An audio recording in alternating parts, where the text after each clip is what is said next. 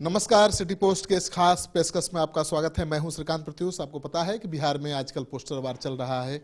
एक से एक पोस्टर वार, एक से एक नारे दिए जा रहे हैं। और सबसे खास बात यह है कि लड़ाई जो है बीजेपी और आरजेडी के बीच नहीं चल रही है, जेडीयू और आरजेडी के बीच चल रही है। आरजेडी के निशाने पर नीतीश कुमार हैं और नीतीश कुमार की पार्टी के निशाने पर तेजस्वी यादव और लालू यादव हैं। ये पोस्टर वार का क्या मतलब है? रोज नया नया पोस्टर।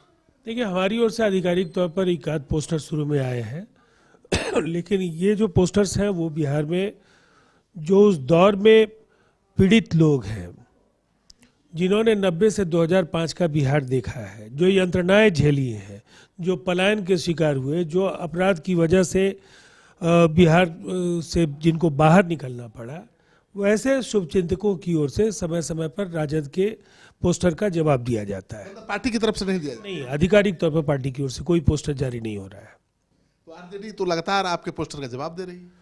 देखिए, आरजेडी के पास पोस्टर के सिवाय कुछ है नहीं। जनता के बीच वो जाएंगे नहीं। वो ट्विटर पर उनके नेता प्रतिपक्ष तेजस्वी यादव दिखेंगे और उनके कार्यकर्ता पोस्टर पर दिखेंगे, लेकिन वोट तो मिलेगा जनता के बीच जाने से, काम करने से। और नीतीश कुमार जी उस मंत्र को जानते हैं। जनता अगर उनको पसंद करती है, चाहती है और बार बार आशीर्वाद दे रही है, तो उसकी वजह सिर्फ ये है कि नीतीश कुमार जी ने उनके लिए काम किया है। लगातार बिहार के विकास के लिए प्रयत्नशील रहे हैं। न्याय के साथ विकास का मार्ग उन्होंने प्रशस्त किया, सुशासन राज्य में स्थापित किया, विकास के नए मानक स्थापित किए। सम्मान की दृष्टि से आज बिहार को देखा जा रहा है। और जब भी राजद की ओर से कोई पोस्टर आता है तो वो कहीं ना कहीं अपने ताबूत में खुद एक कील ठोकने का काम करते हैं। इसलिए कि 90 से 2005 और 5 से 2020 के बीच अगर कोई तुलना होगी तो फिर शासन के इन दो मॉडल्स में जनता बराबर नीतीश कुमार जी को पसंद करेगी। जी, एक खास अंतर ये दिख रहा है कि आरजेडी के दफ्तर के बाहर केवल नीतीश कुमार पर हमला वाले पोस्टर लगाए गए हैं। आपकी दफ्तर में नीतीश कुमार की ब्रांडिंग वाले पोस्टर लगाए गए हैं, हमला वाले नहीं।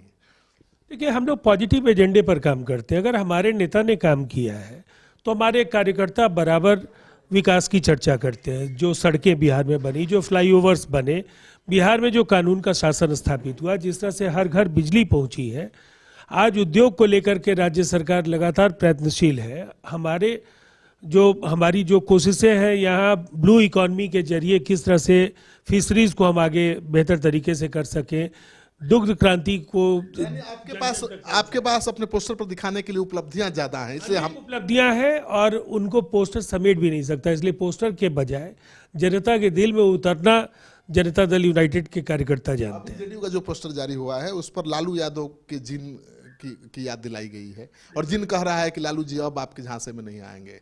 सबसे पहले जिन और भूत जैसे प्रतीकों के जरिए जनता दल यूनाइटेड काम नहीं करती है। वो 11 करोड़ बिहारियों को कैसे बेहतर तरीके से लाभ पहुंचाए। के पोस्टर पर लिखा गया है कि जिन कह रहा है कि लालू जी अब आपके बहकावे में। आधिकारिक तौर पर हमारे पोस्टर्स नहीं हो रहे हैं, वो बिहार के शुभचिंतकों के हैं। करोड़ों लोग जो लालू यादव और राबड़ी देवी के उस कार्यकाल को कहीं ना कहीं बिहार का एक काला अध्याय मानते हैं, ये उनकी प्रतिक्रिया है। आपको तो ये मानना ही पड़ेगा कि 90 से लेकर 2005 तक लालू यादव बैलेट बॉक्स से जिन निकालते रहे हैं।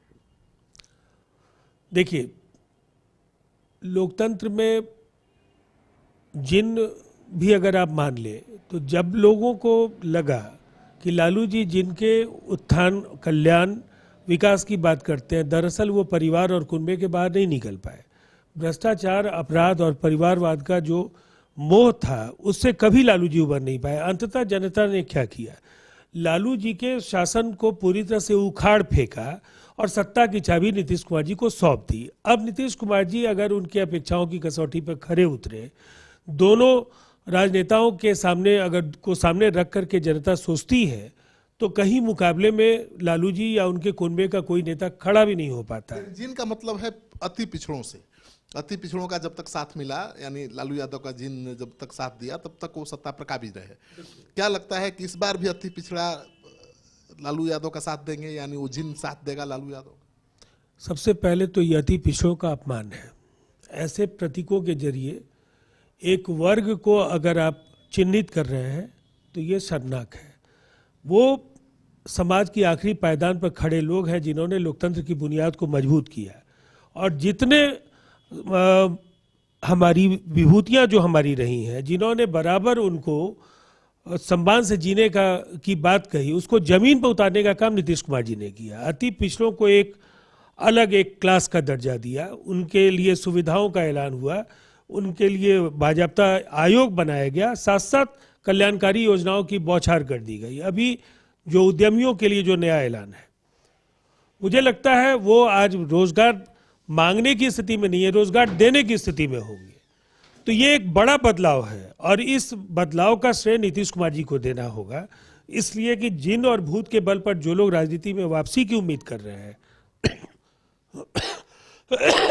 2005 से 2005 में बिहार तेजी से बदलता नीतीश चला। कुमार की पार्टी यानी जेडीयू ने निकाल दिया प्रशांत किशोर को, और आरजेडी के नेता कह रहे हैं कि ये मैच फिक्सिंग है, यानी नीतीश कुमार की सोची समझी रणनीति है विपक्ष को कमजोर करने की।